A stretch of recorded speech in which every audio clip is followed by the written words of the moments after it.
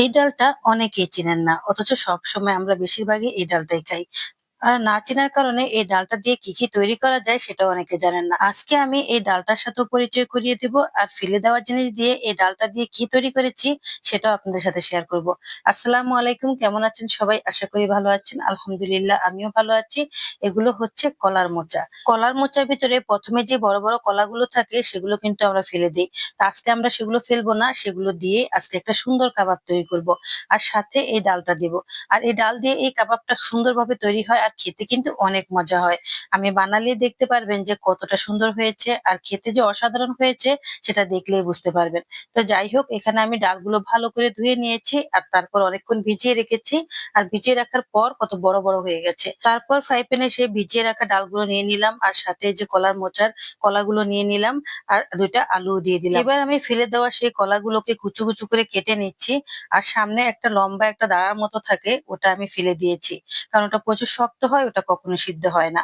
তো যাই হোক, তারপর পানি দিয়ে দিলাম, দিয়ে এখন সিদ্ধ বসিয়ে দেব। এবার বলি ডালের পরিচয়। এই ডালটা হচ্ছে মুসুরির ডাল। মুসুরির যে গোটা ডাল হয়, ওই গোটা ডালটা।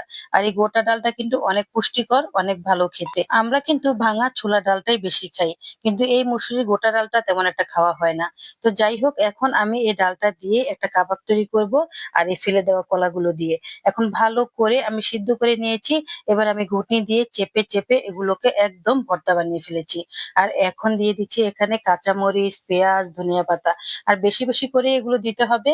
আর তারপর দিয়ে দিলাম এখানে মরিচের গুঁড়ো, ধনিয়ার গুঁড়ো, জিরের গুঁড়ো, লবণ, তারপর আবার একটু কাবাব মশলা।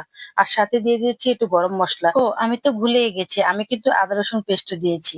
আর এখন দিয়ে দিলাম 1 কাপ পরিমাণ বেসন আর আধা কাপ পরিমাণ বেটকাম। বাস, এখন ভালো করে হাতে মাখিয়ে নিচ্ছি। সত্যি বলতে এই কাবাবটা খেতে এত মজা হয়, কি বলবো আসলে। এই কলাগুলো সম্ভবত আমরা সবাই ফেলেই দিই, কখনই আমরা এগুলো খেতে চাই না। কিন্তু একটু কষ্ট করে যদি এভাবে কাবাব বানিয়ে রাখেন, তাহলে পোলাও, ভাত অথবা কোনো রুটি পরোটা দিয়ে খেতে যে কত ভালো লাগে, সেটা যে বানাবে সে বুঝতে পারবে।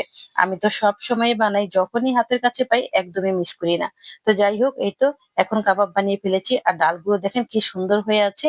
ভাবছেন কি এই ডালগুলো সিদ্ধ হয়নি তাই গোটা গোটা রয়ে গেছে? না, এই ডালটা এমনিতেই থাকে, কিন্তু এটা সিদ্ধ হয়ে যায়। খেতে কিন্তু অনেক ভালো লাগে। এই গোটা মসুরের ডালটা কিন্তু ঘুটে রান্না করা যায় না। এটা দিয়ে অনেক মজার মজার খাবার তৈরি করা যায়। আমি অবশ্য আরো খাবার দেখাবো, যেগুলো এই গোটা মসুর ডাল দিয়ে তৈরি করি। তো যাই হোক, এখন আমি কিছুটা কাবাব বানিয়ে ডিপে রেখে দিয়েছি। আর বাকিটা আমি এখন ভেজে নেব। এখানে আমি একটা ডিম ফেটিয়ে নিয়েছি, আর ডিমের মধ্যে বাস চুবিয়ে চুবিয়ে সুন্দর করে আমি ভেজে নিচ্ছি।